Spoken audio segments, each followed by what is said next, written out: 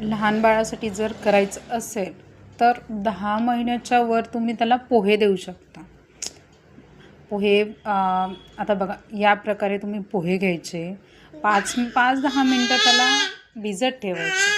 त्यानंतर एक कढईमध्ये ते भिजवलेले 10 मिनटाचे भिजवलेले पोहे तुम्ही कढईत टाकू शकता. त्यात 1 चमचाभर तूप टाकायचं. चवीनुसार आहे, कोणत्या बाळाला तूप आवडतं कोणत्या बाळाला नाही आवडत. त्याला हलवायचं.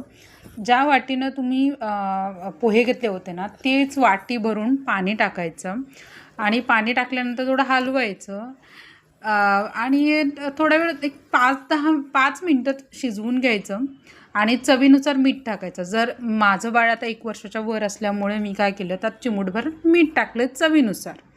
पण तुम्ही तुमच्या हिशोबाने तुमच्या बाळाला जर 1 वर्षाच्या आत असेल तर शक्यतो मीठ टाळाच. पण बाळ जर 1 वर्षाच्या वर आहे तर चिमूटभर मीठ टाका आणि ते बाळाला सर्व करा. माझ्या बाळाला तर खूप आवडतं, तुमच्या बाळाला खूप आवडेल. बाय आणि सबस्क्राईब करायला विसरू नका.